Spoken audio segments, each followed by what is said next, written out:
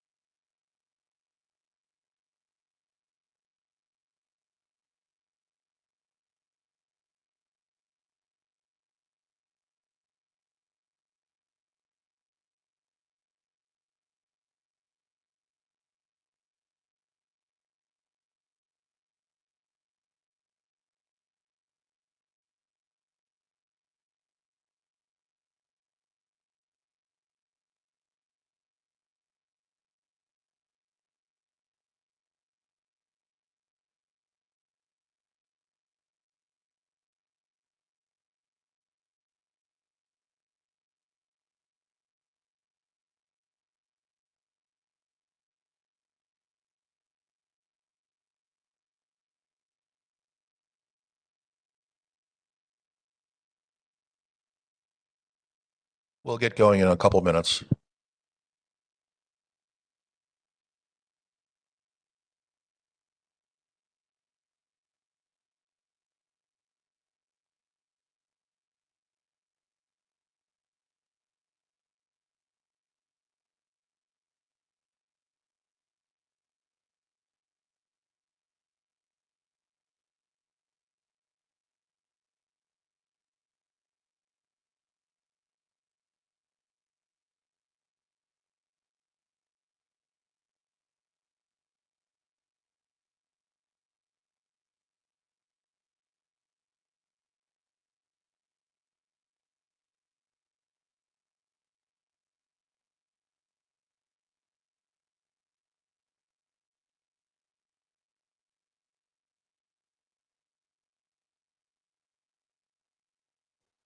Okay. Good evening, everyone. It's 6:31. I'm calling this regular meeting of the Plan Commission to order. This meeting has been given public notice in accordance with section 19.83 and 19.84 Wisconsin statutes in such form that will apprise the general public and news media of subject matter that is intended for consideration and action. Roll call is showing all commissioners present. Commissioner Ewert is absent, excused, and we are waiting for Commissioner Williams to, here he is, there he is. We are now on to item 3, citizen input. And we'd like to come forward for 4 minutes, and we do have a public hearing tonight specific to new business item A. And we will have a public hearing for all those that are in attendance for either for or against. So you may want to reserve your comments at that time. Good evening, welcome. Okay, well, I'll fill that out when I'm done. I'll wait till my comments on A for the public hearing, but why did people move here? They wanted to live in a quiet area, low key, not a lot of commotion, reasonable taxes, a nice place to live without all the commotion. And then the enemy came, the 250 plan, okay? And we have development directors that are pushing all this development everywhere on the backs of the Germantown people who have voiced in every single meeting we've had, we don't want this type of development. We don't want apartments. We don't want certain things, okay? And then they come out with this survey, all right? But there's something missing from the survey. What's it going to cost taxpayers to have all this grandiose stuff? Okay. I don't need it. I don't need another bar. And now you pass, not you particular, but our boards passed all these open nights. And you know what's going to attract people? People go to these places to drink. Okay. And maybe they act foolish. I doubt if they sit there and read their Bible. Okay. And things are happening all over this city. It's ridiculous. And it's because of these people who act like this, who don't care about it. Maybe they're mentally ill. I don't know. And I've just spoken so much about this. And then I stopped at Holy Hill. They don't want the development in Holy Hill. Did anybody even go to each resident and find out what they want? They like their quietness. They don't want all that commotion and traffic. And I've said this time and time, I can't even get out of my house on Pilgrim Road. It's ridiculous. 30 cars one way, and then when the last one comes, there's 30 going the other way. And it takes me forever to get out of there. And so I just think that as the planning commission, you can stop a lot of stuff from happening, okay? And look at what these residents are looking for. And stop thinking about developers and think about home ownership, for which we make more taxes on home ownership than anything. And then I just want to cover one thing here. I was told a couple of months ago by one of the trustees, no longer here, that I don't know what I'm talking about, really. No water on the Lutheran church land. It's right here. Okay. I went and took the pictures after the second flood and the first. Okay. This was taken right after, about a day after, where some of the water subsided. This water, this is the woods. It's going all the way back and all the way on the side. And then another picture of it, I had to take it from my car to get on the other end of it. And then they want to build 36 apartment buildings on this land. And we've changed zoning already so much on these properties. We had zoning done years ago, and there was a reason for that and a purpose. It was to stop foolish use of the land, okay? And I think if we pass the zoning, we can't change it. I have this, it's here. They did have flooding water. So, I don't say anything unless I do a lot of checking on my facts. I check with a lot of people before I say anything. And I go by what they say, but I also check other facts. So I'm asking the commission to maybe look back on some of this stuff and maybe go take a ride out where the things where you're looking at. We don't even get the agenda till a day before. And I don't think that's enough time for boards to look over things. So I'm asking for that to come out soon. We'll have time to check everything. So those are my comments on that. Thank you. Thank you very much. Would anybody else like to come forward tonight to speak? Do we have anyone on WebEx?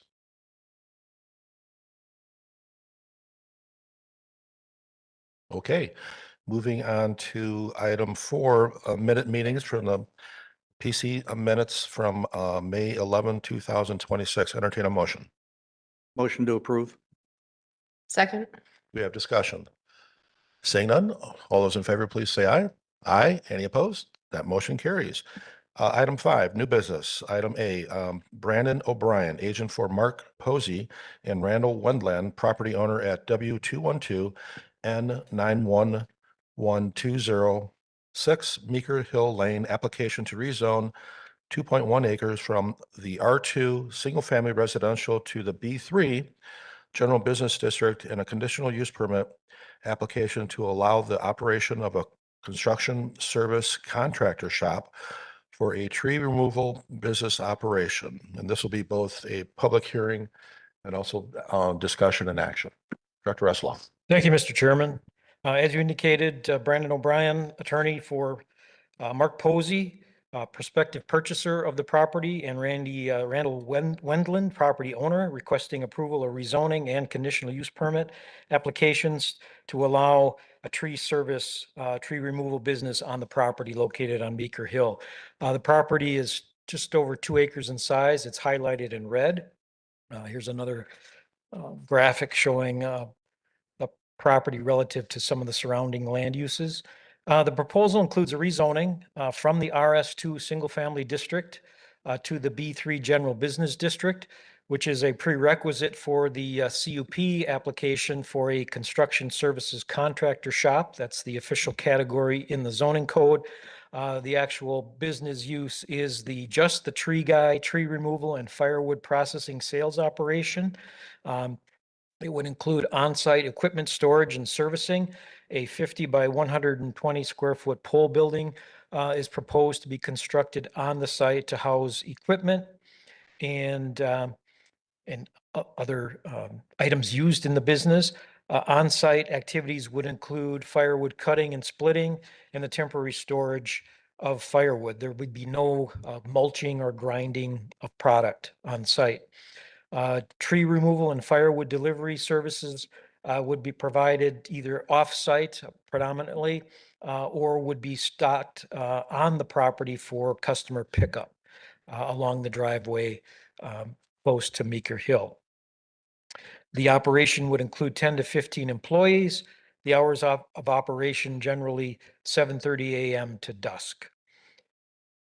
Staff commentary. The 2050 comprehensive plan, the land use component shows the area designated as the Meeker Hill neighborhood. It's intended as a low density residential area that would accommodate pre-existing commercial and retail under existing zoning, allowed to continue as is. However, it's intended that there be no new business or industrial zoning development allowed in the area. The rezoning from RS2 to B3 is inconsistent with the 2050 plan desirable land uses for this particular area. In terms of the historical use, The applicant indicates that the historical use of the property includes tree removal, equipment and timber storage since 2002. Wendland Tree Service was a business in operation back then. Village records, however, reveal that the past tree service business was deemed illegal, an illegal non-conforming business use of the residentially zoned property. Code violations were issued back in 2002. And since then, previous attempts by the property owner to rezone the property to also amend the previous 2020 land use plan for the area were denied by the village board back in 2005 and again in 2006. There was a complaint filed by the property owner against the village. The circuit court dismissed that complaint that was seeking an injunction and restraining order against the village from enforcing its zoning code violations. However, around that time, the activity, according to records, seems to have subsided. However, the notion that the historical use of the property is a legal use is not correct. The historical use of the property for tree services was never legal, never a legal use of the property, and does not in and of itself justify rezoning the property. In terms of surrounding land use, predominantly residential with a few existing non-residential uses along Meeker Hill and Appleton Avenue. As I mentioned, let me jump back to that photograph. The 126 acre quarry to the north and west of the property was recently in 2023 reclamation plan was approved by the village along with rezoning of the entire property to a planned development district with the RS2 residential single family zoning district underlying the development. It's intended as a private neighborhood, a residential neighborhood allowing up to 15 single family units. Bavarian Woods and Mount Brook, both residential subdivisions to the northeast and to the southeast, have been in existence for a number of years. They are zoned RS3 and RS4 residential and are located nearby just off the screen and the photo to the right. And as I mentioned earlier, there are some existing B3 zone parcels along Meeker Hill Lane and Appleton Avenue. One that contains a small office and apartment building right off of Meeker Hill Lane, just immediately south of the property. There's also the Bixenberg Tavern across the street, Rickmeyer Carpet Services further to the west on Meeker Hill, and Meeker Hill Auto Sales slightly further west than that, just off the screen on the aerial photo. In terms of the proposed zoning and conditional use, the B3 district is intended for continuation and orderly revitalization of the older established Main Street Central Business District for pre-existing businesses and parcels that don't necessarily fit under the B1 and B2 district. This is something I brought up in the staff report.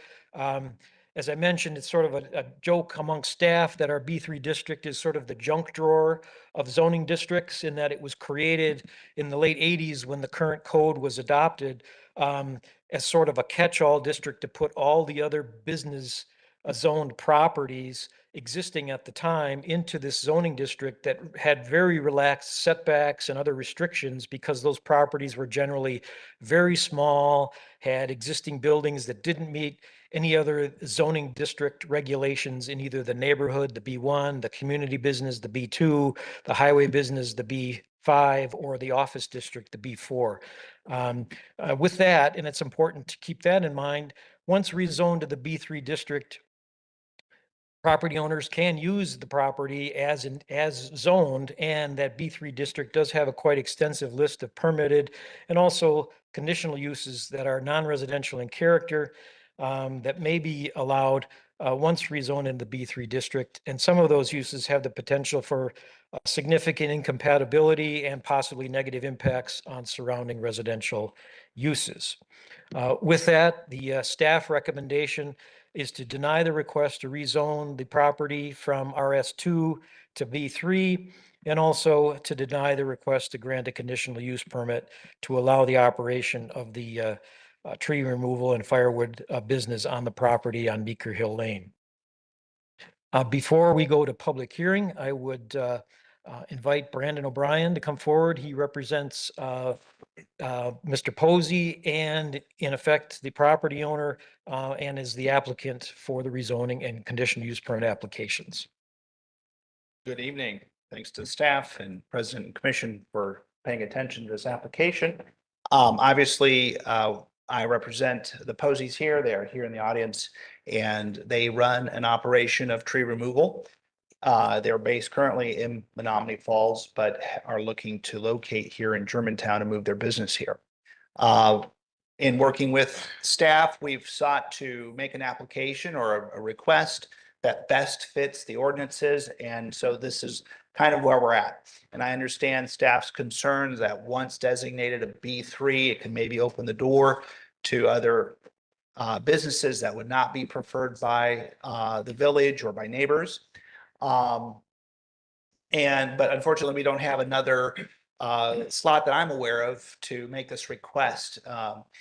The request to move it to B3 is consistent with some of the neighboring properties there. There's the Old Compromise, which is at the south side of that property, and as well as the tavern and the flooring store and shop just bump up there on Meeker Hill. This was the old commercial district for Meeker Hill, the village or the town, whatever it was back long before I was on the face of the earth. So it is something that could be foreseen that somebody harvesting timbers could park their equipment there, possibly do some firewood service.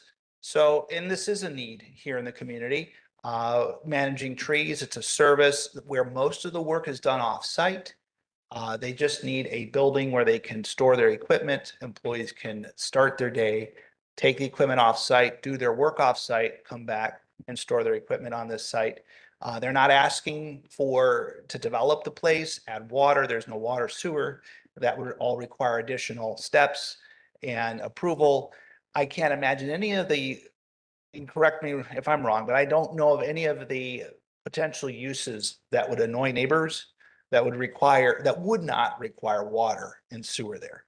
So this is just simply trying to take a lot that's presently vacant, it's unimproved, there's nothing there, and place a outdoor building and then store equipment inside of it, allow parking for employees, allow a place if upon appointment only, as we've requested, a customer would want firewood to pick up, they'd want to pick it up there, they could do that. And then a place to do some cutting and splitting of firewood. And right now it's a vacant, unused lot. It was marketed for residential purposes a little more than a year ago, and there were no offers on the property. And so this offer came in off market, and we're standing in front of you to requesting accommodation or a change in zoning to what's consistent with the neighbors, B3, and to carry out a place to run a tree removal service. I'm happy to take any questions. Any questions for both staff and or for the agent for the applicant?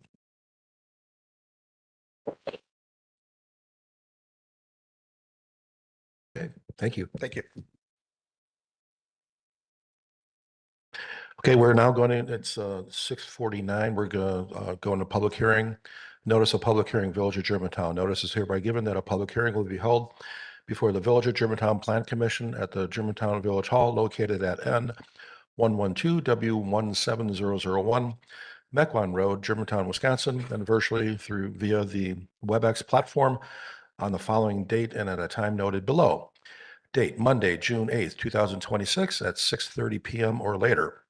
The purpose of said hearing is to hear all parties, their attorneys or agents, for or against the following applications. Number one, a rezoning application to rezone the following described property from the RS2 Single Family Residential Zoning District to the B3 General Business Zoning District. And number two, a conditional use permit application for the purpose of operating a tree removal service or tree removal business, horticultural services, and constructing a new pole barn for the storage and service of equipment from the following described property pursuant to section 17.30, 3P of the Village Zoning Code. Applicant, Attorney Brandon O'Brien and Mark Posey, agents for Randall Wendland, property owner, and the property is located at W212 and 11206 Meeker Hill Lane. Would anybody like to come forward either for or against and speak? Good evening and welcome.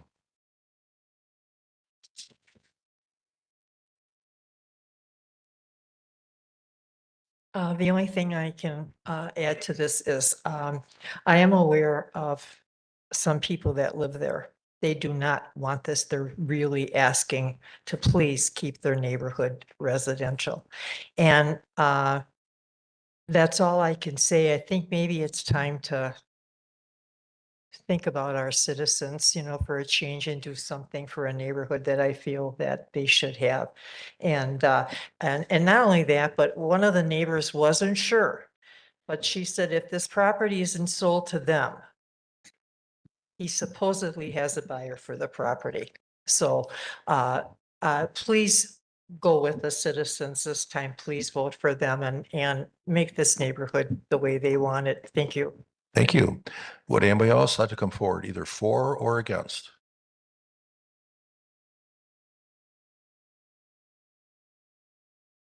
Do we have anyone on WebEx, either for or against? No, we do not. Thank you. I would like to point out that we received written comments by email in the last few weeks. A total of 14 written comments were submitted. 12 were forwarded to the Plan Commission members last week, and an additional 2 comments, I believe, were copied and left for you on the dais this evening. In fact, I do think we received another one after the 4 p.m. deadline today for a total of 15 written comments. Thank you. Okay, it is 6:52. I'm closing this. Hearing. Commissioners, I'll entertain a motion. We can get discussion going. Make a motion to deny the request to rezone a 2.1 acre property from the RS-2 single family residential to the B3 general business district, and the request to grant a conditional use permit to allow operation of a construction services / contractor shop for a tree removal and firewood processing business on the property located at W212 and 11206 Meeker Hill Lane. Do a second. Second. We have discussion.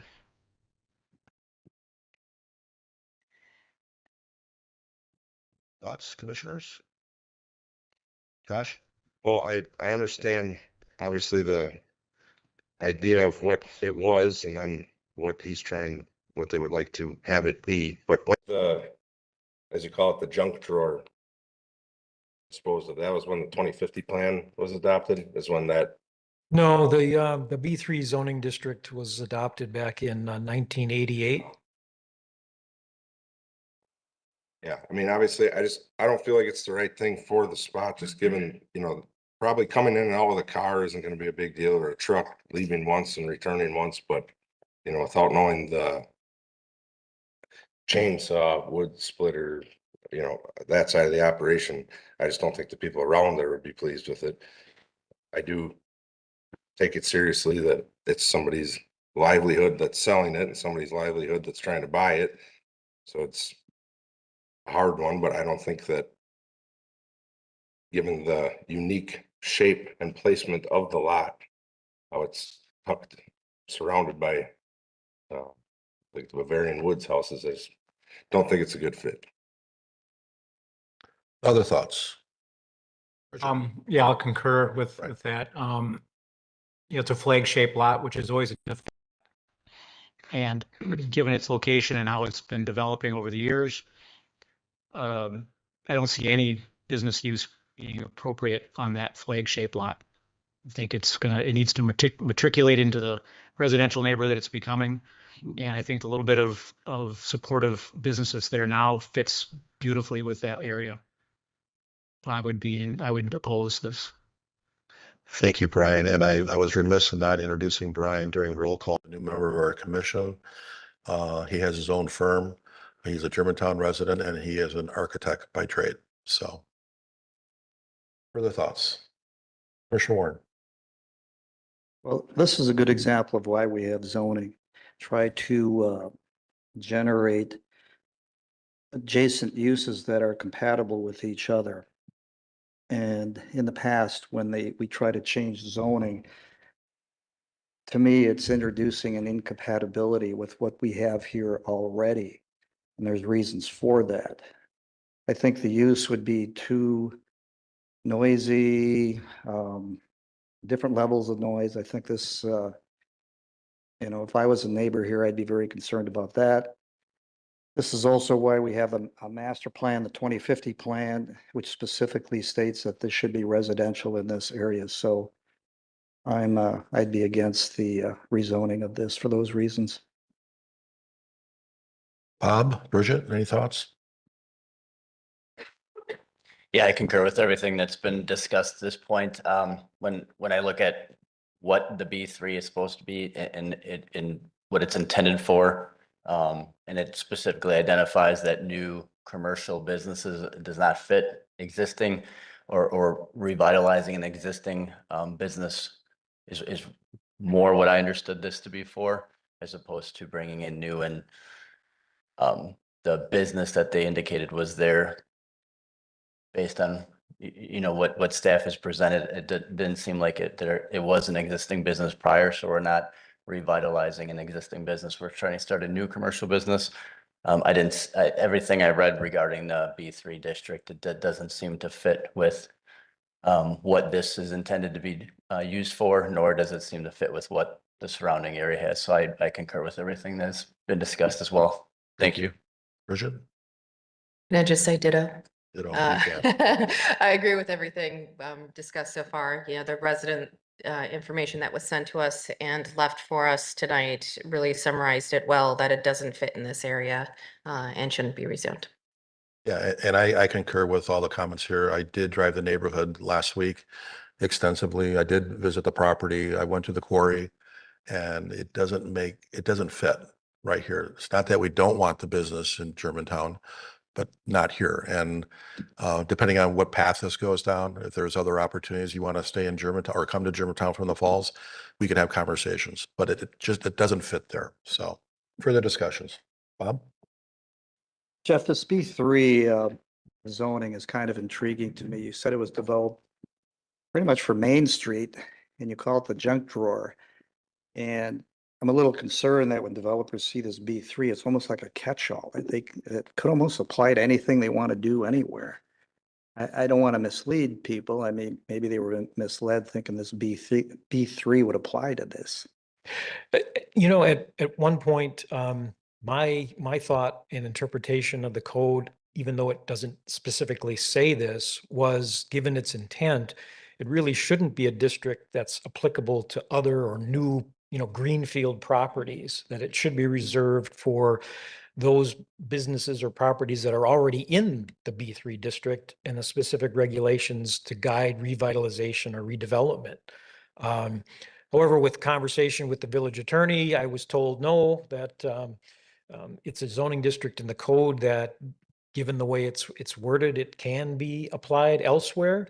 I suggested that maybe we move in the direction of trying to sort of retire this district, if appropriate, so that, situations like this are avoided in the future. But we'll have to continue that conversation with the village attorney and see what the ramifications of that are for properties that are already in the B3 district. Further discussion. Okay, we have a motion to deny the request to rezone a 2.1 acre property from the RS2 single family residential to the B3 general business district, and the request to grant a conditional use permit to allow an operation of construction services for a tree removal service. Seeing none, all those in favor to deny, say aye. Aye. Any opposed? That motion carries. Again, we would love to have you in Germantown, and let's find another site for you. Okay. Great. As Thank a you. procedural matter, I should point out that this is a recommendation that goes to the village board for final action. Great, thank you. Moving on to item B, Sears Property Group LLC, agent for Faith Lutheran Church, property owner, site plan and site sign permit applications for a 36-unit multifamily residential development known as the Carolyn at Germantown, totaling 5.4 acres located at W172 and 11187 Division Road in the Lannon-Mequon Road corridor. Jordan. All right, thanks, Mr. Chairman, and good evening. As you mentioned, this is site plan and sign permit applications for 36-unit residential development totaling 5.4 acres. The location is shown on screen here. It's actually across Division Road here, just south of Faith Lutheran Church. Here's another aerial image looking south along Division there, showing the 5.4 acre parcel. Just a little bit of background here. In January 2026, the village approved a certified survey map to divide the 5.4 acre parcel from the overall 10-acre church property at the time. Planned Development District, or PDD, was created, and rezoning of the 5.4 acre parcel was rezoned into the PDD with RM2 multifamily residential district zoning. And also at the time, a resolution which is included in the packet was adopted containing specific development allowances for the PDD, a general development plan, which is shown on screen as well, and other conditions of approval that are tied to the Carolyn PDD. So fast forward to June 2026, we're here for final site plan and building plan approval, along with the signed permit application for the 36 dwelling units on 5.4 acres, totaling 6.7 dwelling units per acre. It is a rental community, just to reiterate that. Housing types include 3-family dwelling triplexes and 4-family dwelling quadplexes, 2 and 3 bedroom units with 1-car and 2-car attached garages. There is a private drive proposed to serve the site, a U-shaped drive, one access point. The northern driveway off of Division Road is proposed as a right-in, right-out, with the southern driveway being full access point. 2 on-site detention ponds, one in the northwest portion of the site, you can see on screen here, and then one in the southeast portion of the site are proposed to serve the development. Some additional details on it. There is a monument sign proposed that is part of the application tonight with community name logo.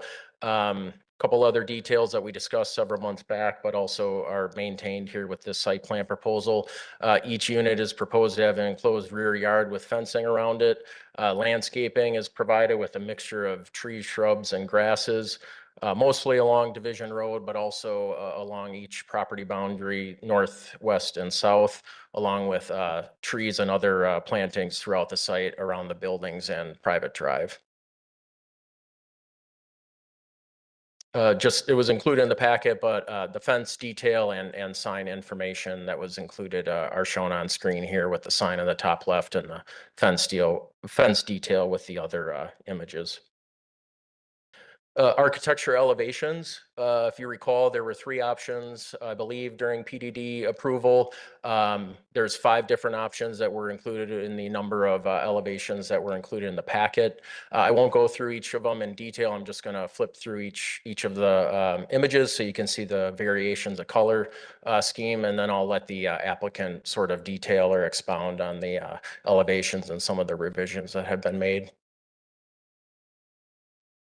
So option 1, option 2, option 3, option 4, and option 5. And just as a note, that includes the different types of housing types, actually, the 3-unit and 4-unit buildings.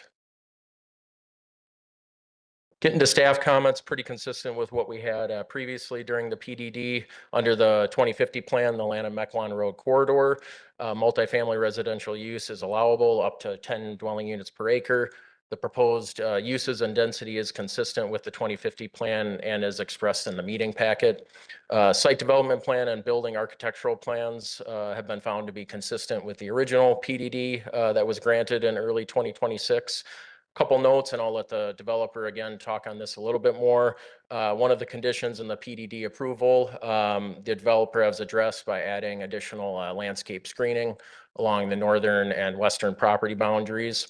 And also, if you recall, during the conversation under the PDD, pedestrian connectivity, sidewalk has been added to the construction plans, which would essentially start at Mequon Road and travel south to the southern point of this subject site. And included in the packet was a memo from Public Works Village Engineer, condition of approval referencing the June 3rd, 2026 memo that was included as attachment in the meeting packet. We touched on these last time, but as an ongoing effort to track single family versus multifamily housing unit ratios, you can see on screen here the baseline that we started with in January of 2024. If you take the Cirrus or Carillon development in and of itself, it essentially changes the single family versus multifamily ratio by 0.3% each category, excuse me. But if you recall, we've been tracking a cumulative total, and given all the developments over the last year or so, and with the Cirrus one included, the basically the percentage point would be a 74-26 percentage single family to multifamily. Property tax revenue, $44,000 roughly in annual property tax revenue to the Village of Germantown. Impact fee revenue, tracking that, roughly 300,000, slightly over expected in one-time impact fee revenue to the village. And finally, tracking the school district capacities as part of multifamily development. This is located in neighborhood 47, County Line Elementary School attendance area. And as discussed several months back too, given the ratio of expected school-age children based on each multifamily dwelling unit, this development would increase basically the number of school-age children by 4. So there wouldn't be a great impact expected to the school capacity.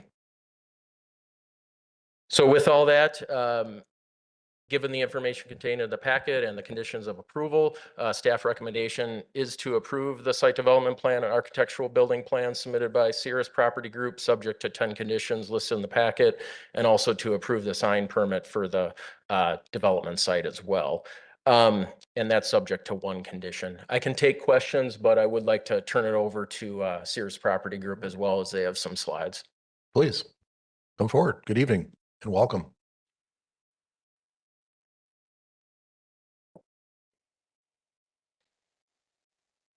Good evening.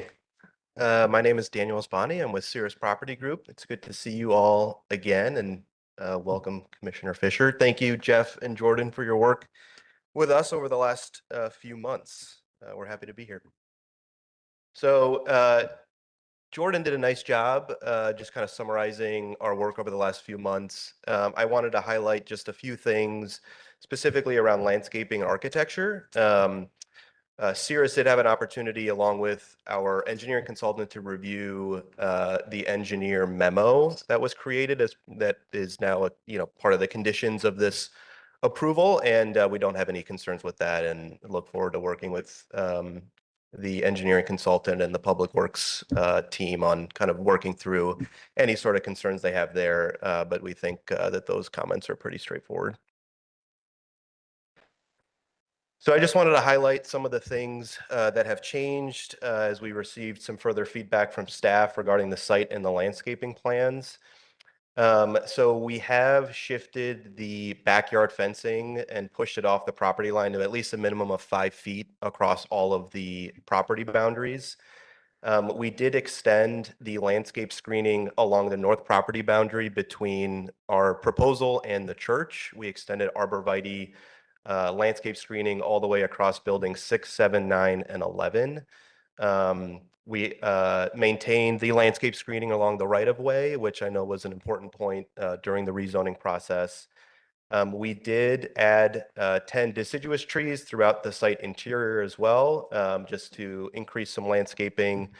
Along the west property line between our proposal and the commercial property, we did a combination of both fencing and some landscape screening. And so What we did was propose actually those backyards, of the back of those yards, to be 6-foot tall opaque fencing that then tapers down to the 4-foot picket style in between the units. So it creates that buffer screening for the residents from the commercial property. And then for those commercial properties, we did also add 25 arborvitae as well on the back of those fences. I think that is a good summary of what we did. There were some concerns about where we placed some of the interior trees, just given our proposed utility layout. And so we were very conscious about where we wanted to plant those trees, just to make sure that there weren't going to be any negative impacts down the road with our tree plantings and the utility plan as well. I did just want to highlight that per the zoning code of ordinances, I believe the ordinance is 2 trees and or shrubs per dwelling unit, which would be 72 trees or shrubs total for this proposal.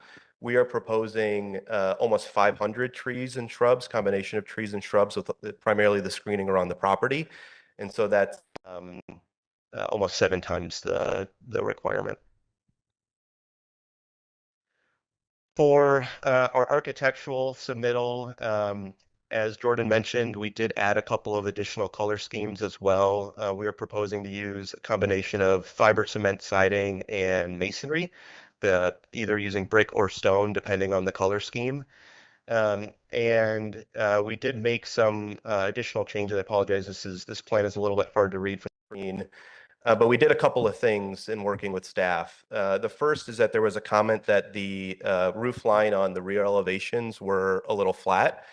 And so for 5 of the 11 buildings, the 2-story buildings don't have that same architecture, so it's a little bit different. But for the 5 1-story buildings, we did add gables to those rear elevations, either 4 gables for the 4-unit building or 3 gables for the 3-unit building, to increase that roof line variation. And then for the side elevations, there was a comment that those needed to be enhanced. And so we did a couple of things. For those that were visible from the private drive, we either extended masonry to wrap around those side elevations and added windows.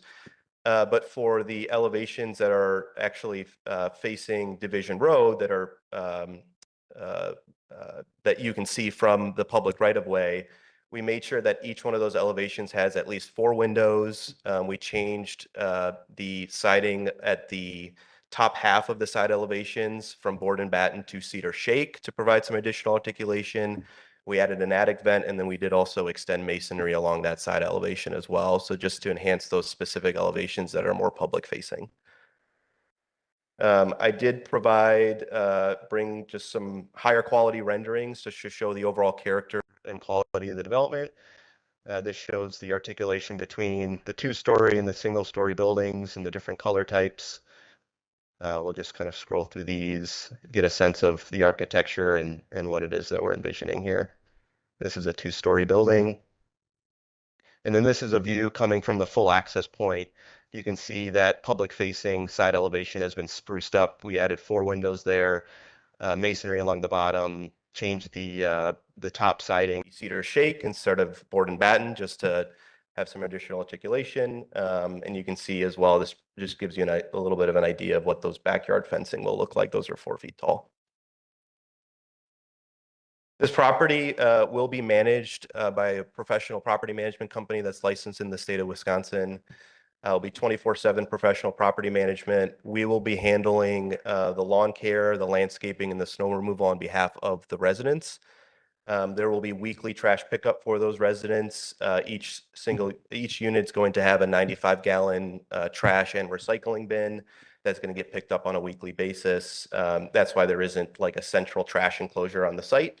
This is really meant to look and feel like a single family or condominium community and provide that style of housing. And then every tenant will have to go through our screening requirements: credit check, background check, referral checks, and monthly income must exceed 3 times the rent. And so the median income required for this community is going to be right around $100,000. So with that, would be happy to answer any questions on anything that's within the packet. And if there's any other information that you'd like, would be happy to provide that as well. Great. Thank you. Thank you. Questions, commissioners? Good to see you again, Dan. Yeah, you as well. On the, there was some discussion on the sidewalk that you're putting in along Yes. the west side. Does that sidewalk extend to your project limits on the south side? It does. So actually, I was hoping the landscape plan would have it. We're not showing it in this plan. It will go from Mequon Road all the way to the southern end of our property. And it just dead ends there? It just currently, there isn't anywhere that it connects to, but I think the plan is that eventually it will connect yeah. to some sidewalk there. Was there any discussion that you'd put a crosswalk at that point where it ends? There was not, I don't believe. And I hope not. I just wanted to make Yeah. sure there wasn't, because mid-block crosswalks are very dangerous in that. But again, it's a dead-end sidewalk, and I know we try to put them in where we can and eventually connect everything, so we get continuity all the way through. But even further south of that, a couple lots, we took out the sidewalks because there were mature trees that were expensive to get. The owners didn't want the maintenance of the sidewalks. So for that those reasons and other reasons, we took those sidewalks out too. So we're kind of trending towards discontinuity than continuity on Yeah. that. So I just wanted to make sure we're not putting in crosswalks there. The last question I have is you have an island for that north Mhm. entrance and you have right in, right out. Why do you still have that? So I believe it was, I don't know, Jordan speak to it. I believe it was staff's preference that we left it a pork chop. I know the traffic impact analysis that was performed stated that it could either be full access or right in, right out only. So we're flexible, obviously on that, and whatever is preferred, we'd be happy to do. I'm just thinking from your perspective. I mean, We'd prefer it to be full if access, you don't obviously, need- but yeah, yeah. Patty, the traffic analysis said site distances are fine. You do Right. not need that. So why put it in if you don't need it? It's a snowplow hazard. Yep. Cars can, I know it's mountable curb and gutter, but it's still a hassle driving over it and it's an inconvenience for your residents. I would say get rid of it, but that would be my. I believe the former village engineer was the one that was behind keeping the pork chop in. Yeah, I don't see a reason for it. So how do we give them direction or leave it up to The them? planning commission can, in their course of their recommendation and action, approve it with or without, I believe. Correct, yes. PDD wasn't tied to any condition specifying right in, right out. So we'll leave it up to them, developer. Is that what you're saying? Well, plan commission would need to Add it as another condition? Or, at least You- specify, yeah, In taking your action, you could delete the pork chop. right. okay. Everybody knows what we're talking about, right? I'm just learning it right now. As a lifelong learner, pork chop. I love it. So it's great. Further questions, comments? Bridget? I have a question. No, go ahead, Jeff. Sorry. Bridget? If Jeff wants to go next, I will follow it up. Sorry, I apologize. There was mention of 4 optional color schemes. Is it your intention, Daniel, to pick one of the 4 and apply it to all the buildings? Or are you going to use all 4 and vary this color scheme amongst the buildings? How is that going to work? Yeah, it's a great question. So we actually have 5 proposed color schemes. Our intent is to use as many as the plan commission would like us to use. We could use all 5. We could pick 3 that we really like. The intent is to use more than one to provide additional articulation or variation throughout the community. I don't know what I did there. No, I'm doing that. Oh, sorry. just to note it. So I'll leave that up to the commission on what you would prefer, but we have 5 proposed, just knowing that everyone has different color preferences, but we do intend to use at least 3. The roof shingle color going to be all the same for all That the was color gonna schemes? stay all the same, correct? Bridget? I don't know if we want to discuss colors before I dive into drainage.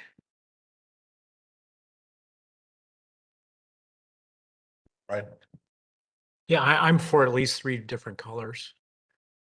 You know, the white or off-white is nice and bring a little color in, but I think, yeah, to have them all the same would be sterile. I think having 5 would be a little too much. I do have a couple other questions. I'll start with Jordan. Is there a landscape bond that would be, that the applicant would have to sign for the, because there's a lot of landscaping and it's been my experience that arborvitaes don't last very well. They die off and so first of all, I'm not a fan of a lot of arborvitae all stacked up like that. I like to see some deciduous trees sprinkled in and a couple other pines versus arborvitae. Yeah, And I'm sure you're doing arborvitae because it's tight. that's correct. But where you could slip in some, some pines, I think that would be helpful. But nothing looks worse than half of your arborvitae is dead, Yeah, and they will probably die. And so that's why, if there's a landscape bond, and I'm not sure how long that stays in place, that those get replaced on a timely basis. Yeah, and you can correct me if I'm wrong, but there is a condition tied to this as well, but there is an occupancy bond that we generally hold to ensure that landscaping comes in and is maintained in a lively nature. So part of the conditions of approval is for that occupancy bond, which would kind of go hand in hand with a landscape bond, though, for lack of a better term. But it's not held for more than a year. It's intended to be a surety that the items are installed according to the plan. Once installation is done, then we typically sign off and release the letter of credit or the bond. So would they potentially need to So if provide a you condition? want to have or require of something additional, you can. Through the development agreement requirement in the zoning code to require additional landscape bonding for some period of time that you think is appropriate. Keep that in mind when the recommendation comes forward. we'd be happy also to work with our landscape architect on some other options other than arborvitae. I know we did have a couple of different plantings proposed. It went through a few different iterations and the village forester had some concerns about tightness in that area. So we're happy to explore that as well. Maybe that'll help break it up a little bit. Josh, I'll just add to that, and looking at the plant schedule, there's 107 of the emerald greens, to your point, that it's a lot of redundancy, but they're showing the plant size in a number 10 container, which is potted plant. Yeah. The success rate of that is low compared to that same exact plant if it were balled and burlap locally dug at a nursery. Almost twofold. They'll survive better every day of the week. But I think even within arborvitae, you could break it up with other types. There's like the emerald. There's 5 different arborvitae that grow that form and speed. Okay. And total overall shape, but different leaf styles and different shade of green. So it could be as simple as breaking it up with that, because going from an emerald to a spruce or a pine, you're talking 5 foot versus 30 feet width. Given what you got on the driveway side or the north side of your development, I don't know, you'd have the space for that, That's what I got. Bridget,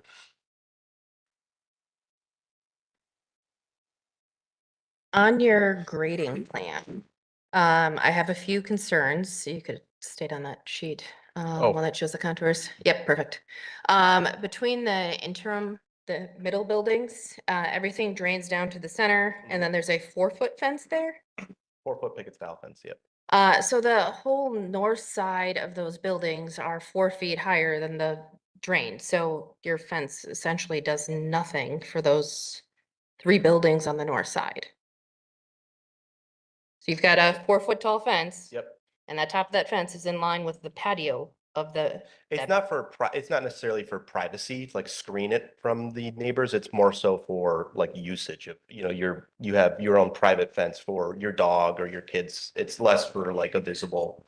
But you're also directing the drainage to it, so it's an open picket style, so it's not really containing much, is what I'm trying to say. Sure. Your dogs or your kids or your things are still gonna go over this fence. It's still gonna go through the fence. It's still gonna be, you're very close.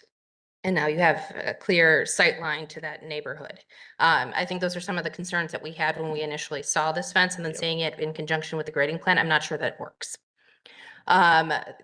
There are some concerns of overland drainage, that the water can't get to the pond from there. That was reflected in the engineering comments.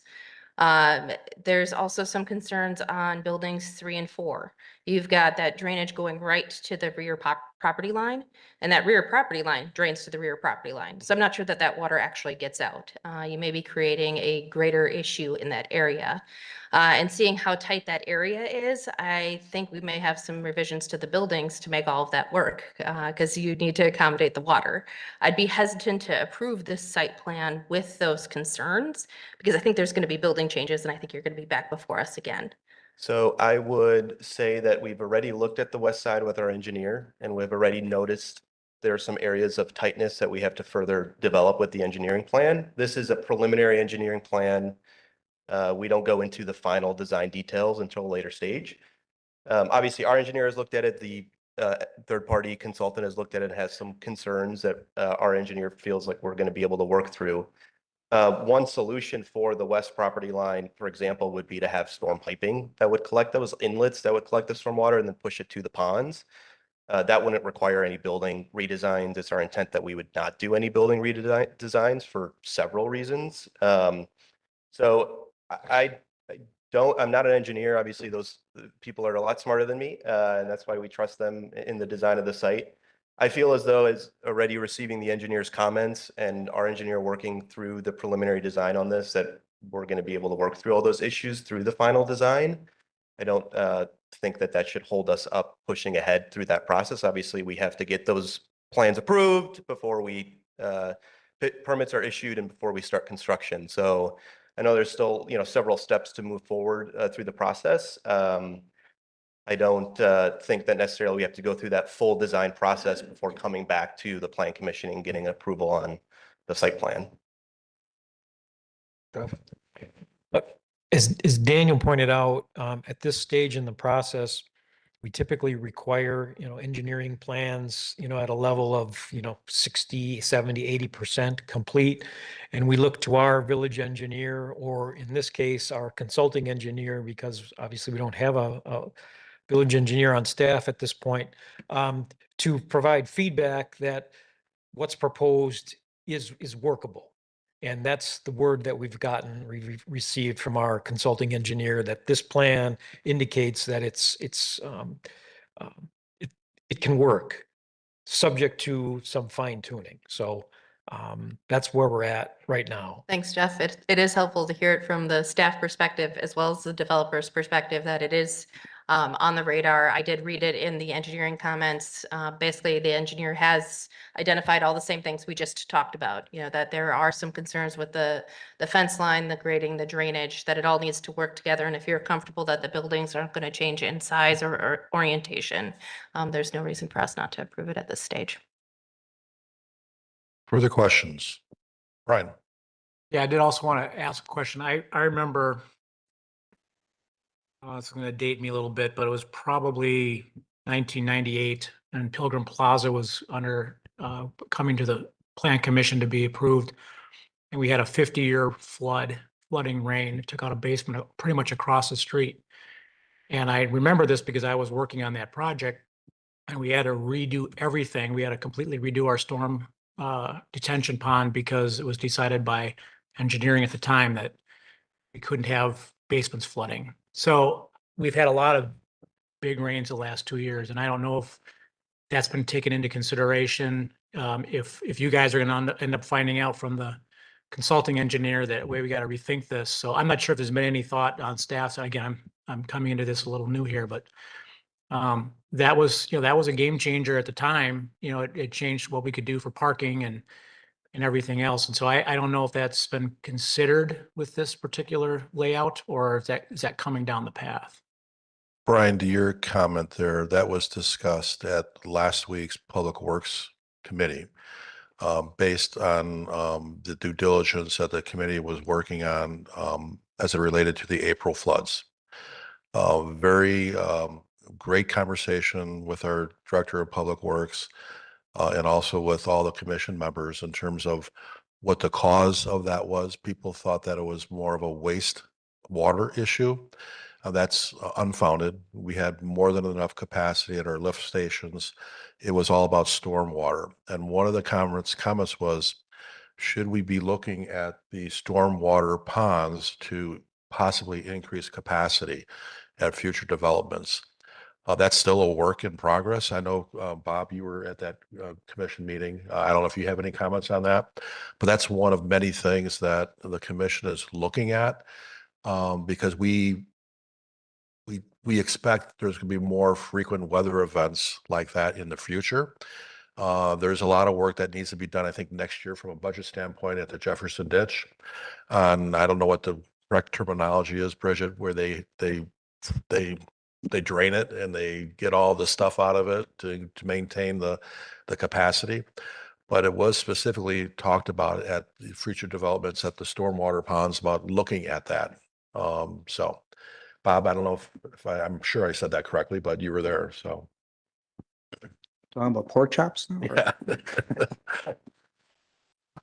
Yeah, these recent storms, the one we had in August and also in April was kind of a it's giving us pause to relook at things, reanalyze things, get engineers on board. One of the questions I asked the designer for the lift station at Old Farm was, do they take into account the problems that we think created some of the basement flooding? And that's built into their contingency. So it is a kind of an eye opener that we're looking at all levels, and we're keeping the public abreast of where we're at, what we're looking at, what we're trying to do. So I mean, it's a valid question. I would say, obviously, it's very important that we work through stormwater capacity. Obviously, we're investing a lot of capital into this project, and last thing we want is for it to flood. But just as some additional information for you, these buildings will be slab on grade, so we won't have buildings, we won't have basements. Doesn't mean obviously that things can't flood but there aren't going to be basements in this specific development. Jeff? I was just going to point out that the stormwater management plans to date have been designed in accordance with adopted code requirements. And I guess I would caution somewhat arbitrarily deciding that this plan needs to change because we had a recent flooding event. I think moving forward in a parallel course, looking at our design standards is a good idea. And if we need to make changes, we certainly will. I don't know that at this point that warrants any sort of reaction or overreaction with this particular project or others that are coming down the pike, so to speak. But Yeah, I mean, I think my biggest concern was I didn't want Cirrus to be surprised that they're moving forward with this and it's decided at the 11th hour, wait a minute, I'm not saying that it will, but sometimes events like this changes things. Yeah. And this is a densely packed site. Yeah. Appreciate that. Thank you. Bridget. I think to that point, since you are obviously relatively new to our team, clearly have some experience with Plan Commission in the past. We have had a lot of conversations about the stormwater management for this particular area. The regulation right now is for the 2-year and the 100-year flood event, making sure that quantity of stormwater is managed. That's why there are the 2 separate ponds. But not only that, there are ponds, but that the water can get to the ponds. So a lot of the engineering comments relate to both items, making sure that the water can get there and that it can get there over land. So making sure that there's not obstructions in the way. So the consultant engineer that did the review had a lot of commentary on very specific areas that need adjustments to make sure all of that water truly gets there. It follows that stormwater management. In addition to quantity requirements, there's quality requirements, basically that the ponds capture the sediment before it goes further downstream. So that modeling and analysis was included in this package as well. And also was reviewed by that consultant engineer. Great. Further Questions, comments, discussion? Okay, thank you, Jeff. I would just circle back. There was questions about a landscape bond and also variation of plant materials. And then the question about the color, the optional color scheme. So keep that in mind as you're formulating, any motions that you might have. And we'll have two motions, one specific to the site development. And if you want to add your comments in there, along with the pork chop commentary. And then we'll take a second motion on the sign permit. So I'll entertain a motion on the site plan.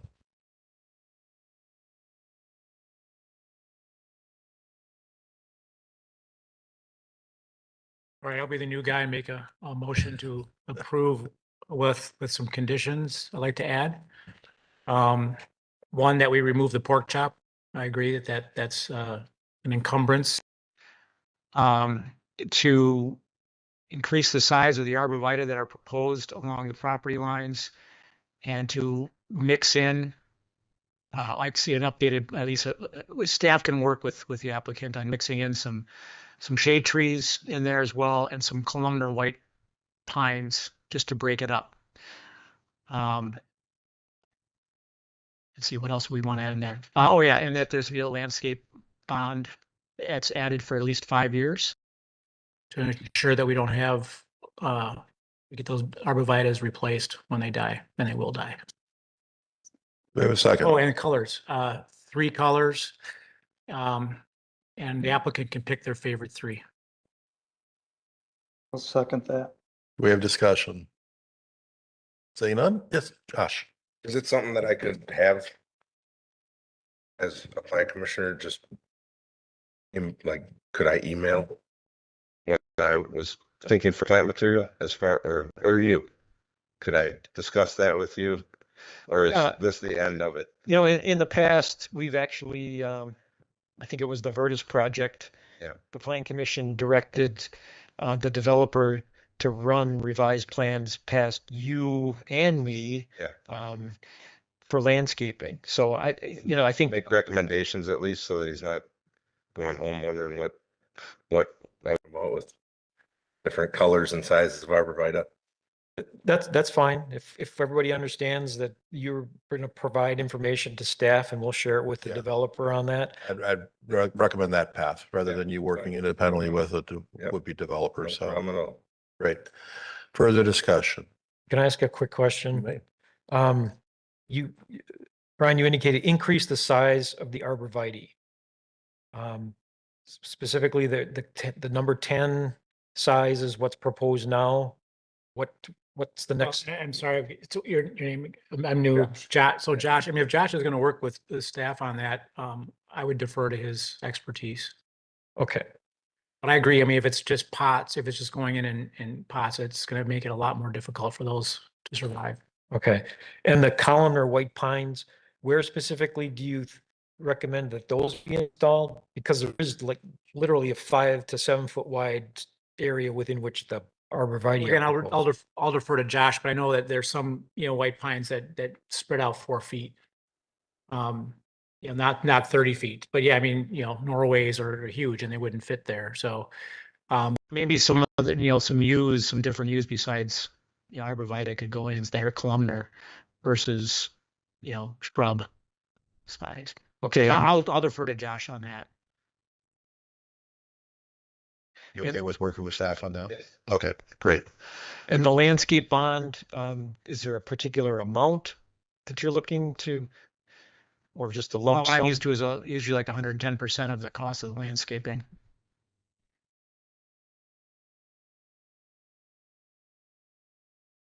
Is that just a warranty? yeah, usually it's just held, it's held and if the applicant doesn't replace the damaged or deceased trees, that the village can do it and draw from that bond. Which is part of the warranty, and the bond just guarantees the warranty, basically. And what is it, a 1 year warranty on our? I think he said 5 years for part of the motion. Yeah. Years on the bond, 1 year on the warranty. Okay. Great. I was just gonna make a potential suggestion that maybe we can work with staff on fine tuning the exact amounts of that. I think 110% kept with the village for 5 years seems a bit long, and I think maybe too much, just from our experience with working with other municipalities. And obviously we will be working with Civic subcontractor to do the installation of those plantings as well, and that are going to do the maintenance and ensure that obviously they're growing as they should. And so I would like to better understand maybe what they come with as well, and maybe tie that together. So maybe just some flexibility would be appreciated, and maybe refining exactly what that landscape bond would be appreciated. Well, right now, we've got a motion, we have a second, we're in discussion specific to what Commissioner Fisher mentioned. My assumption is when this moves further down the road, we could, to address your needs, we could revisit it at that time. So are you okay with that, Jeff? Well, the site plan approval pretty much ends right here with Plan Commission. The next step is construction plan, utility plan, finalizing all of the engineering plans, and then build permits. It's not going to come back to the Plan Commission unless you specifically ask to come back for a particular reason. Well, right now we have a motion and a second, and if in order to change that, we have to take an amendment to the motion. So, Brian, do you still want to move forward with this? I'm okay with moving forward with it, quite frankly. So, Yeah, I mean, there needs to be a fairly lengthy period of time for that bond to be in place. So I think I'll stick with it, and if somebody else would want to, Different, I'll listen, but I'm gonna stick with that for now. Okay. Well, this isn't something new. What do we do with all the other developments? Like I said, we hold an occupancy bond for approximately 6 months to a year after installation, just to ensure that the items that are on the plans get installed. Beyond that, it's the warranty and maintenance on the part of the property owner. It's up to the property owner, the developer, that the plants are alive after X amount of years. Is that, We don't have a specific warranty period spelled out anywhere. how does the warranty work then? The developer purchases material from a contractor and they install it and they warranty their work and the items they're planting. It's a transaction between the developer and the contractor, and it doesn't involve the village. For example, on road plans, you put sod in. They have to last a growing season typically. Usually I've seen 1-year warranties, sometimes a little longer, but not much more than that. 5 years is a really long time for any warranty on this stuff. For plantings installed in the public right of way, for example, street trees, if they are put in the public right of way, there is a specific warranty requirement in the comprehensive tree plan for the village. But again, it applies to publicly installed landscaping. Do you recall what it is? Pardon me? Do you recall what it is? It's a two-year period. Okay. Bridget? I think in the case of this particular development, with there being so many things adjacent to the trees, there's more opportunity for them to die over time. So I would also support a bond. I think 5 years might be a little bit on the long side, but 1 year is too short. That somewhere in maybe the 2 to 3 range might be more appropriate. Do you want to make an amendment?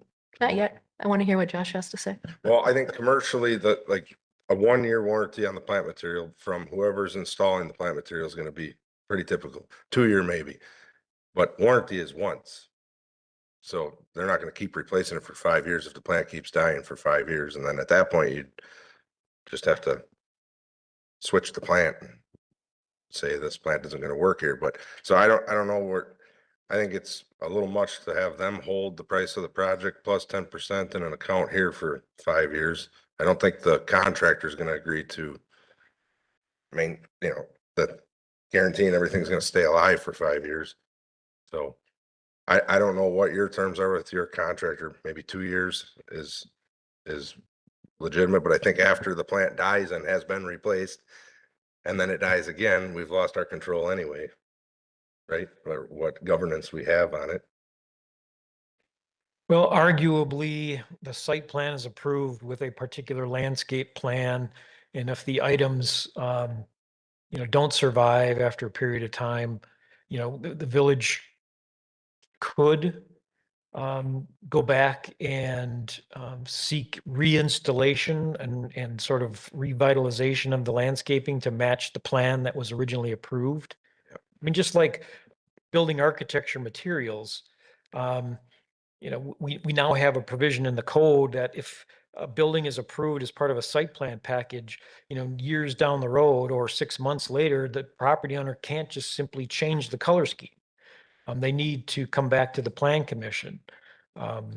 We had an issue many years ago with the former Gander Mountain building and the entity that acquired it and changed colors, and it was kind of a mess. But we ended up going through some legal wranglings that ended up in some code changes. But we could apply the same to landscaping. We just haven't done that to date. Bob?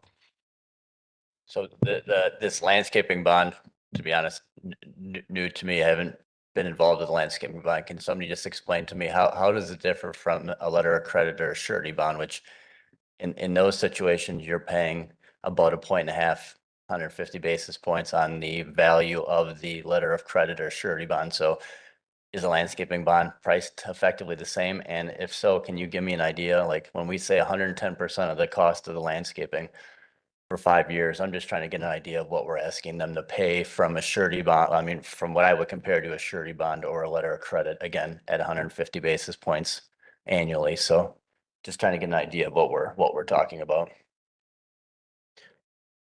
Yeah, I don't know if I can give you that idea tonight. I don't know the mechanics of Yeah. what the landscaping bond would be. There are, a few different types of bonds. It could be a letter of credit. It could be a cash bond. Essentially, we're placing, a reserve that the village holds. That's part of our reservation in doing something like this. I think Jeff makes a good point about, there's a landscaping plan that is being approved. So outside of like the warranty period that a landscape contractor would provide, if there are continuous issues with landscaping, obviously, then you could argue in violation that we're not adhering to the landscape plan and we've changed all of the landscaping. And maybe in 3 years, we would find, hey, the arborvitae aren't doing well for whatever reason, that location, and we would come and request that there would be a change. And we'd, request a different planting schedule there. I prefer to handle it that way and work with the village and, making sure that the landscaping is adhering to the plan. Some sort of bond, I think, is a little, that's why I asked for more flexibility and maybe figuring out what that could look like with the village. Obviously, you understand the concern and want to make sure that that's addressed, but. I guess my question is in 3 years and things are dying, what assures that you'll come back and replace it? Well, I think if we would not do this, but let's say, for example, we told our property manager, hey, we don't want to continue to replace these plantings and they're dead and they look terrible. I think maybe at that point, the recourse that would be available to the village is coming to us and telling us that we are not in compliance with the landscape plan. Just, obviously I'm standing here in front of you, so I know that I can tell you, directly to your face that won't happen. We're also providing a very high quality housing development. We don't want our residents to look out and see dead arborvitae that, that just doesn't look good. So outside of that, I mean, I don't know what other assurances outside of a bond that we could also provide. But Yeah, the only typical long-term surety that we require in some cases has been letters of credit. Like, for example, the environmental groups, EnviroSafe, for example, we have an annual renewing letter of credit for $50,000 that they were required as part of their plan approval to post with the village to ensure that if the business went out of business, there would be money available to relocate any materials left on site and to close up the operation. That's typically what we've required, either that or cash, and we typically receive for occupancy bonds for building permits. they submit, at the time a building permit is issued, a $20,000 occupancy bond. Half of those we typically get are in cash. And then they're returned upon completion of the project and issuance of the occupancy permit. But that's a short-term sort of thing. Yeah, I mean, if I don't know what the landscaping costs are, but if we said 110% of 100,000 for 5 years, I mean, your fees on a bond or a letter of credit are going to be in 8,000, 8,500, We could put that towards the 8,250 for landscaping. fees. Yeah, And, yeah, yeah, we I don't reflect- know what yeah, lands, exactly. yeah, understand. So, I'm just trying to get an idea of what we're asking for when we ask for that bond. So thank you. Okay, well, we have a motion that includes one of the conditions of the bond and the 110% and the length of the bond. So does anyone want to amend that?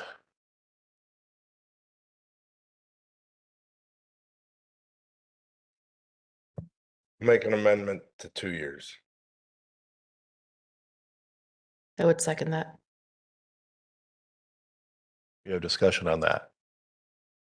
I'd be fine with 2 years. Okay. Seeing none, all those in favor, please say aye. Aye. Okay, now we're voting on the original motion that has now been amended. Any further discussion? Seeing none, all those in favor, please say aye. Aye. Any opposed? That motion carries. I'll entertain a motion on the approval of the sign permit.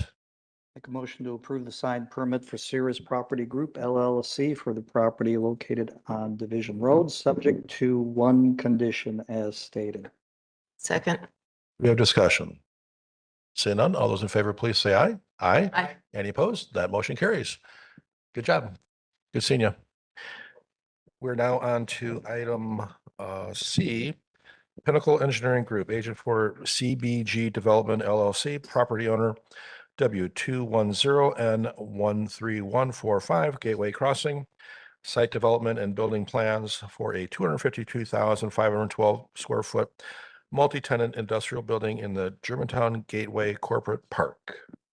Jeff. Thank you, Mr. Chairman. On screen, the area highlighted in green is tax incremental district number 8. The area highlighted in yellow is the Germantown Gateway Corporate Park, developed by the Zilber Property Group, beginning back in 2018. And the area highlighted in red is the location for the last of 7 buildings proposed by the Zilber Group for the Gateway Park. Little further background. The Gateway Corporate Park was developed initially in 2018, concurrent with the creation of TID number 8. 7 buildings were proposed at the time, totaling approximately 2 million square feet. 6 buildings have been constructed to date with a total of just over 1.72 million square feet. And the proposed building number 7 on the docket this evening is just slightly more than 250,000 square feet. This graphic does show the build out of the corporate park, and as you can see at the top along Rockville Road is the space for Zilber 7. The building, again, 252,000 square feet, an industrial light manufacturing, multi or single tenant build out. 13 and 14 foot wide, 37 and 39 foot clear height painted precast concrete wall panels with reveals, an articulation, a white to gray and charcoal banding color scheme, aluminum storefront windows, loading docks on the south elevation. There's no plan for rooftop mechanicals at this point. Subject to knowing who the tenants are going to be. So that's an item that typically we sort of kick that can down the road to be determined at the time the zoning permit is issued for a particular tenant, and we find out what kind of mechanicals are needed and where. And if they're roof mounted, we look at how and if screening is required at that point in time. Landscaping, here's a copy of the site plan, the architectural site plan included in the packet. Landscaping plan shown here does show a significant amount of berming and plantings along Rockville Road and along the front of Gateway Crossing. This is consistent with other projects, development in the area on the south side of Rockfield Road, initially to create sort of a visual buffer from the land to the north. The Gateway Corporate Park was developed along with, again, TID8 at a time when it was unknown at the time what the development and land use was going to be on the north side of Rockfield Road. And so the berming and the landscaping of some significance, more than typical, was required, and this plan continues that effort along Rockfield Road. I mentioned some renderings that show the building and the color scheme.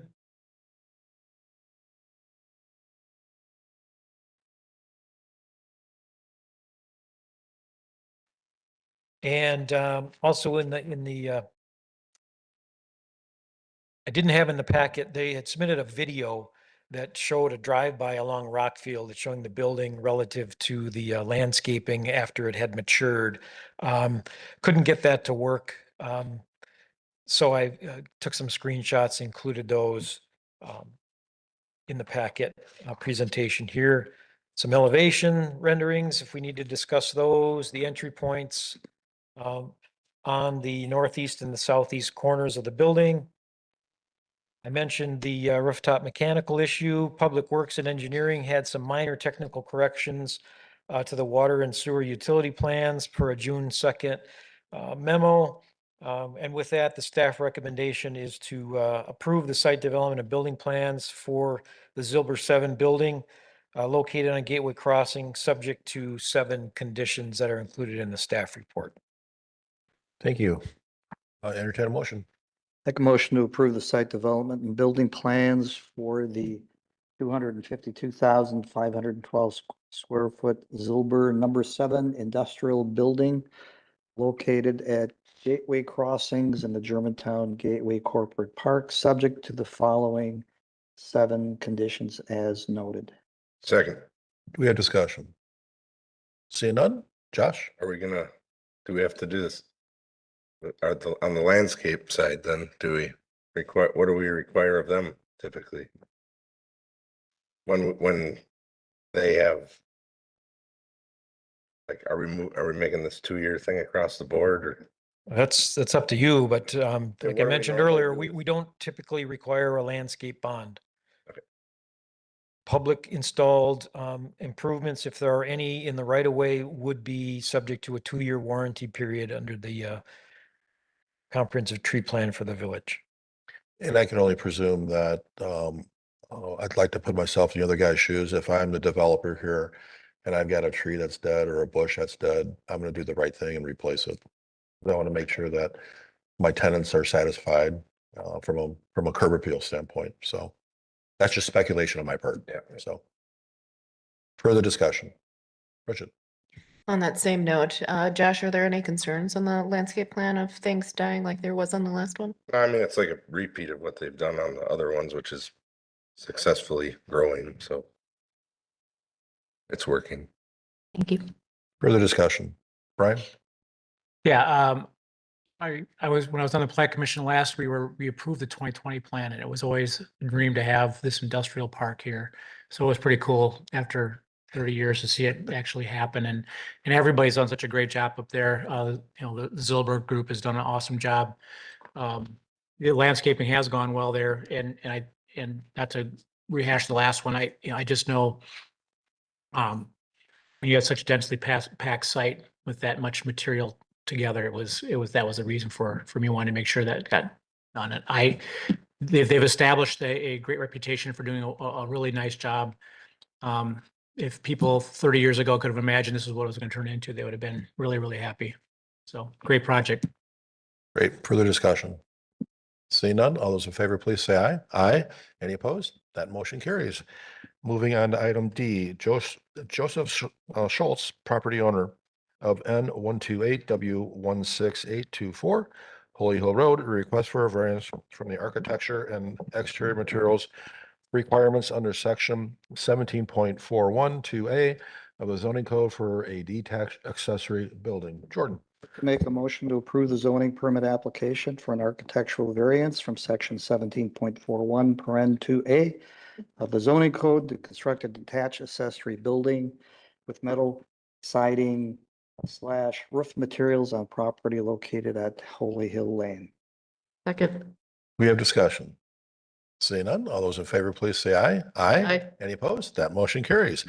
We're on to item E, signs and gear, agent for Daryl and Ralph Willing, a Maple German LLC, property owner W188N 10707 Maple Road. Sign review for multi-tenant monument sign. Jeff. Thank you, Mr. Chairman. The multi-tenant retail business building located on Maple Commerce Circle, the property highlighted in red on the screen.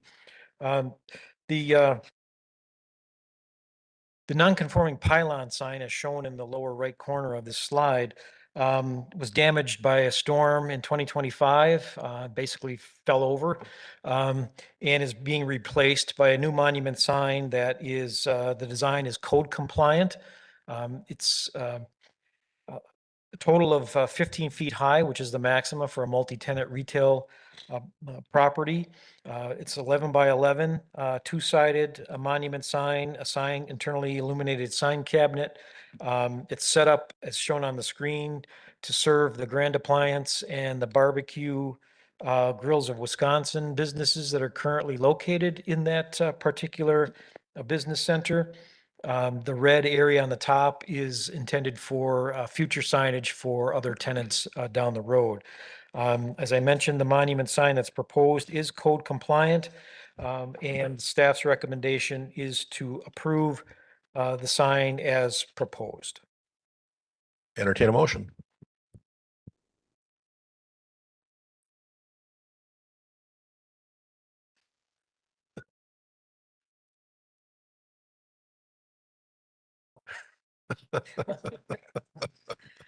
Make a motion to approve as presented. We have a second. Discussion. Seeing none, all those in favor, please say aye. Aye. Any opposed? That motion carries. We're on to item F. Keaton Harrison, property owner, zoning permit application to install a 6-foot fence in a public drainage easement on property located at W142 and 9935 Amber Drive. Jordan. All right, thanks, Mr. Chairman. As you mentioned, Keaton Harrison, who's here in attendance tonight, application for a zoning permit to install a 6-foot fence within a public drainage easement. Property shown here on screen. The zoning is RD2, 1 family and 2 family, single family residential district. The surrounding properties are also zoned the same. The project summary or proposal, as you saw in the packet, is to install the 6-foot cedar privacy fence around the rear yard with the bottom of the fence 2 to 3 inches above grade, as stated in the applicant's proposal. There is a public drainage easement along the western or rear property line. Staff did visit this site to be consistent with last month's case. No evidence of an underground storm pipe utility could be found within the drainage easement, and the easement appears to direct surface flow water through the easement and to the south toward the drain pipe. As you can see here on the screen, there's the plat of survey for the specific lot itself, lot 84, and also the recorded subdivision plat with lot 84 circled. The drainage easement, as you see there, is within the rear yard where the red line is the proposed fence. Couple site photos here. This one from the property owner showing the stakes, the corner of the property and the black line, and then also where the relative area of the fence is supposed to run. This is looking north, in fact, with the easement area or the low area of the easement off to the left with the blue line. And then this would be looking the other direction to the south with the black line designated the property line, the red line, the fence, and then the low point of the easement. As you can see, it appears to direct surface flow water south towards the drain. So as a refresher from last month and maybe the months previous, there's a section of the zoning code that provides for fences encroaching into a publicly owned and maintained drainage easement. with evidence and discretion of the PC that the considering the proposed location, design, and materials of the proposed fence, the encroachment of the fence into the easement will not materially interfere with drainage flow. If the Plan Commission deems it necessary in order to make its decision to authorize an encroachment into the public drainage easement, it may require that the applicant provide a report by a professional engineer providing an opinion that the encroachment will not impair drainage flow within the easement. And lastly, as we talked about the last few times, PC, the Plan Commission, to determine if the report will be required, and if so, prior to PC action or as an added condition of approval. So the staff recommendation is to approve the zoning permit to install the 6-foot cedar fence within the public drainage easement, subject to the 4 conditions listed in the packet. Property owners here, as I mentioned a minute ago, and we can get into discussion about the easement if there is any. Thank you, Jordan. Do we have any questions for Jordan? Okay, I understand a motion then.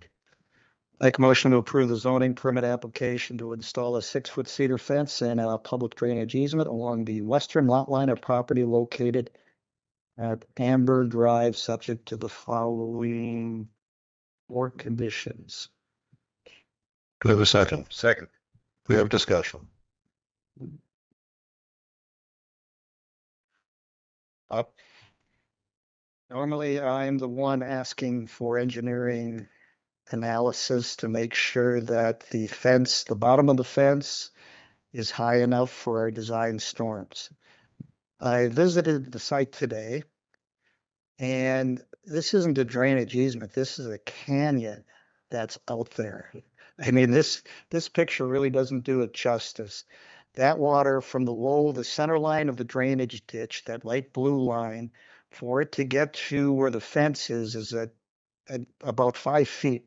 The water would rise 5 feet. And if it's that high, I'll tell you, the fence is the least of our worries as far as what's going on. Because if you look at way down at the end where it says drain, that's maybe a 12-inch pipe down there. So I don't know what they were thinking, but this is a massive drainage swale or canyon. And on this one, I would say that this fence is not obstructing or potentially obstructing any kind of flow that would be coming down there based upon our design storms. But that's a blessing to hear. Further discussion, Bridget. Change my opinion. Believe it or not, I agree with Bob on this one too. When you look at, if you can go back to the pictures, Jordan. Sure. Sorry. If you look at where the water is actually going here, the other one is actually, thank you.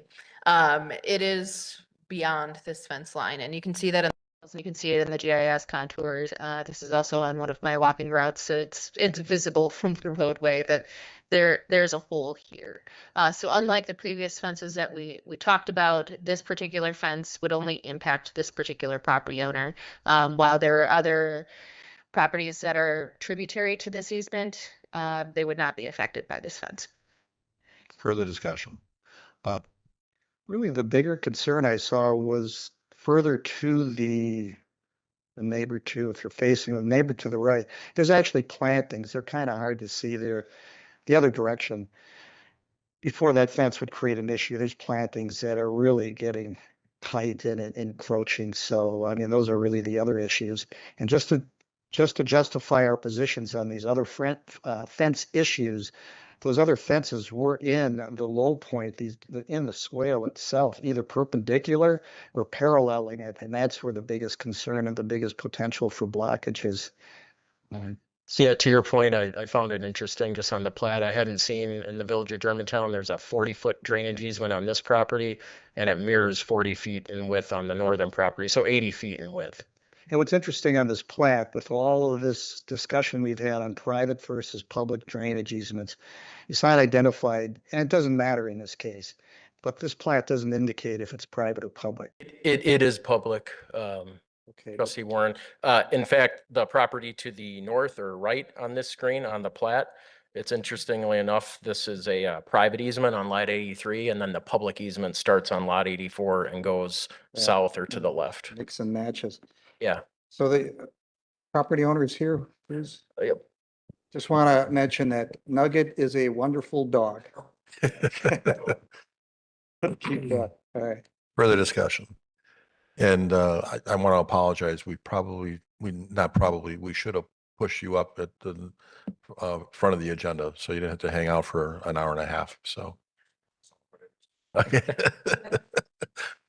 We'll have popcorn next time. So further discussion. See none. All those in favor, please say aye. Aye. Any opposed? That motion carries.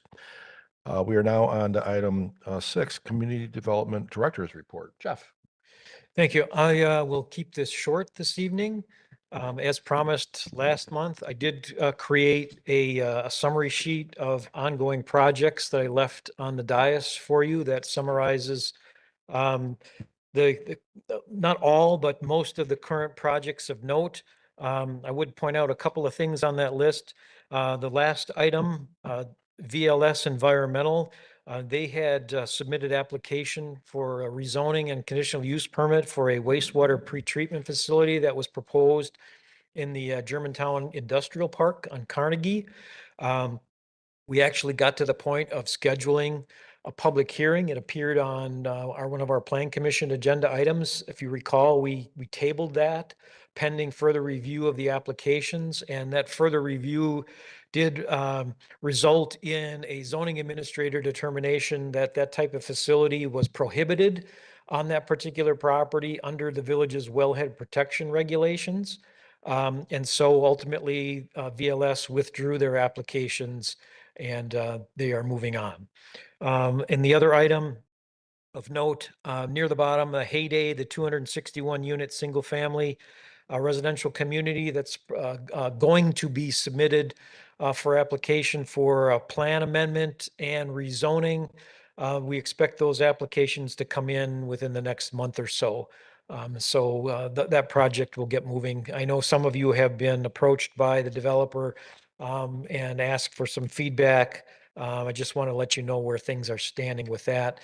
They do intend to have a public a neighborhood meeting of sorts that they are doing on their own. It'll be held at the library here later this month. And I'll get more information out if anybody's interested in attending that. Other than that, a couple of things just to bring you up to date. The Village Center District Community Engagement effort. The website is active. The interactive mapping comment tool remains active. The community survey is active and open, accessible through the website. It's at this point, it's intended to remain open through June 26th. In July, activities include a pop-up event at the July 4th celebration. At this point, it's intended to be about a 2 to 3 hour period of time. We're going to have a tent or a booth, if you will, in Fireman's Park before or after the parade, before the fireworks, to try and get some additional feedback. It hasn't been decided exactly what, but the intention is to have sort of a light hands-on activity, some sort of maybe visual preferencing, selection, putting dots on some, diagrams or renderings to help get some feedback on architecture, materials, that sort of thing. We're also going to be working with the consultant on pulling together a focus group meeting in mid-July and also a community open house near the end of July.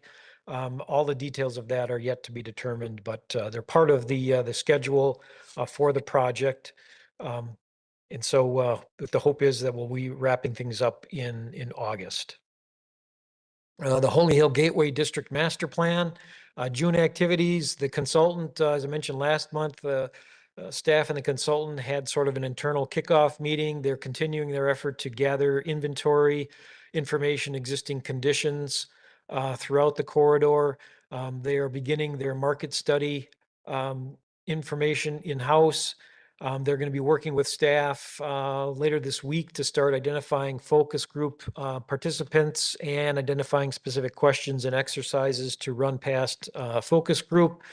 And then the July activities, we are looking at pop-up event type activities. At this point, we're sort of narrowing in on the farmers market So we can have multiple events. The consultant to sort of, rather than them do one pop-up event for us, to do one, but leave the materials for staff to conduct subsequent events without consultant assistance, so we can have more exposure without the cost, so to speak. And we intend to have our first meeting with the Plan Commission and the consultant at the end of July. Last time we talked about possibly a June, fourth Monday in June, the June 22nd. That's not going to work out for the consultant. So at this point, we're looking at that meeting on July 27th. So that's what I've got. If you have any questions, certainly let me know. Email me any questions or information you have. I'm always willing and able and anxious, eager to hear what you folks have to say. Yeah, I want to thank you for, this is the second director's report and always good information on sharing not only with us, but also with the community as well. So thank you for that. We will not be having any discussion on this because it's not posted on the agenda or taking any questions. But if you have any specific questions for Jeff, specific to his director's report, just reach out to him. So, all right, y'all. Brian, well, welcome to the commission. We're looking forward on what you're going to do for us. Great input tonight. Everyone, have a good evening. It's 8:15. I'm calling this meeting closed. Drive home safe. Take care.